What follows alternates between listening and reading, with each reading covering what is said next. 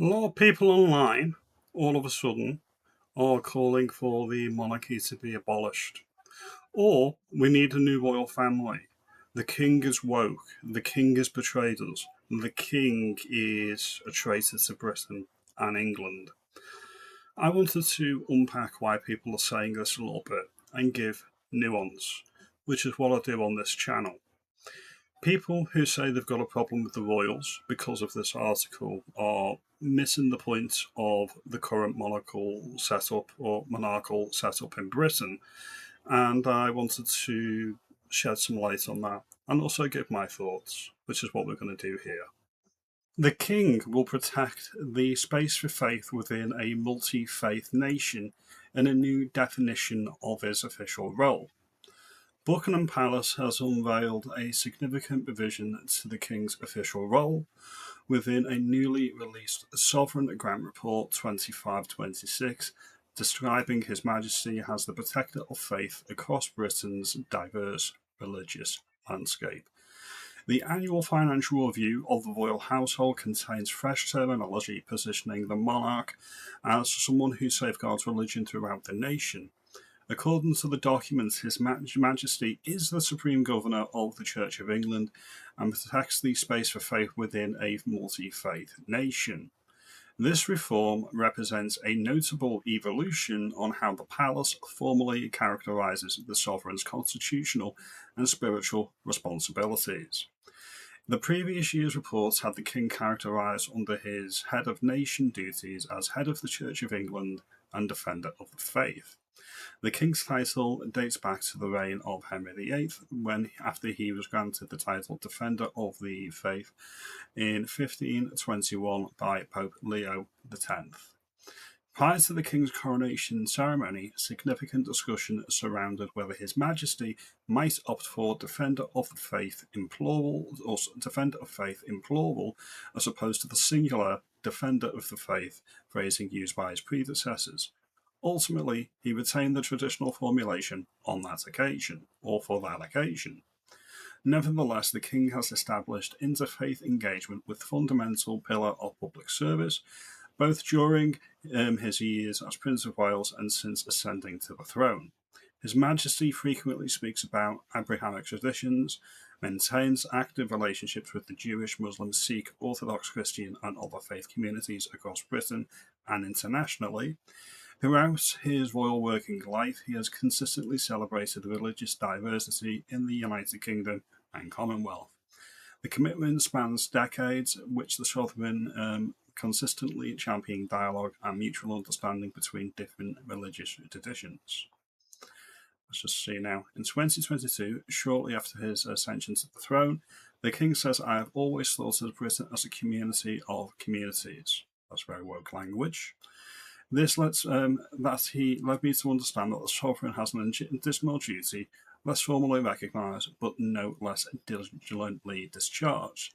It is the duty to protect diversity of our country, including protecting the space for faith itself. It's practiced through religions, cultures, traditions, blah blah blah blah. And in 2021, he said trying to build bridges between faith communities and to deepen mutual understanding is a major part of my life's work. The report additionally outlines the king's broader responsibilities, describing him as a catalyst for charitable action, noting his recognition of environmental degradation, alongside his role in fostering national pride and social cohesion. His Majesty provides pastoral support to the armed services, and the document states, contrasting with the late Queen Elizabeth II's more straightforward designation as head of the armed forces, Commander-in-Chief. Let's just see now. Indeed, the late sovereign's job description was notably simpler, identifying her as merely Supreme Governor of the Church of England.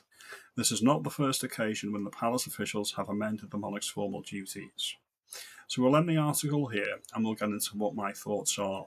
So I'm going to do this now. But that's the context of why people are kicking off. You can be Republican, anti-monarchist, you can be a royalist and a monarchist. They are all different things. You can dislike the incumbent, Charles III. You can prefer Elizabeth II, which would make you a monarchist. If you are a royalist, you like a particular royal, or you like subsequent royals. So if you like all the royals, regardless of individual character, that would make you a royalist. A monarchist is a defender of the institution. You can be a monarchist and want the House of Windsor to go. You can be a monarchist and want a different style of monarchy. Or you can be a Republican and you can want a President Tony Blair or President Andy Burnham. That may be more to your liking. The issue here is people think that the monarch has autonomy in the definition of his role as the Constitution or the unwritten Constitution of Britain currently stands. That's not true. Even though the monarch retains significant and broad legal power, in practice he acts on the advice of his government and his Prime Minister.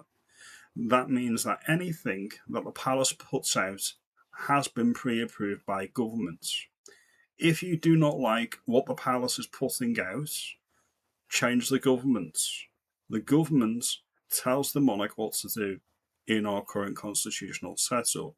That's the arrangement that's been arranged, and that is the arrangement settlement as it currently stands. The ceremonial nature of the monarch, which is underpinned by the legal powers the monarch has, that's the way it currently works. So if you have a problem with the king saying he wants to be defender of faiths, or you have a problem with this output from the palace this year, which defines the sovereign's official duties and the role, the job description, this is a problem with governments.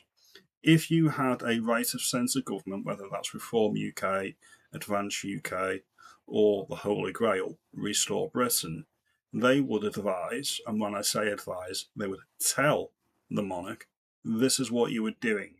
This order does not come from me. It comes from the king. He signed it this morning. This is the role that we approve. This is the role that you are going to be carrying out. This is the spec. This is the job description. This is what you are required to do. Sir, this is the nuance that I want to bring to it. You can attack the king. You can say you've got a problem with the monarchy. You can say you want to abolish it. That's all perfectly fine. But when I see people online and post online saying, abolish the monarchy, abolish the king, he's betrayed his coronation oath, you're forgetting that he's not acting alone.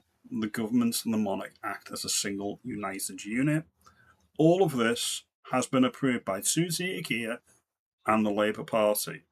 All of this has been put out with their approval and them signing off on it. If this had been put out by the palace and the government had vetoed it, it would have been amended. So either it started with the government and the king has agreed to it, or the king's put this out and the government has agreed to it. This is the nuance that you need, and this is what you should be understanding. Hopefully many people who watch my channel do understand this, but some people need it rammed into their heads effectively, which is what I'm doing here. You let me know. Are you a monarchist? Are you a Republican? Do you want a different style of monarchy? Do you think it's a thing of the past? Do you think it has value? Should we be a multi-faith, multicultural nation? I don't think many people on my channel will think so. I certainly don't. We're a Christian country. We're a Protestant country. These are just my thoughts. Your mileage may vary. Like, comment and subscribe, as always, and I'll see you in the next video. You have a good day.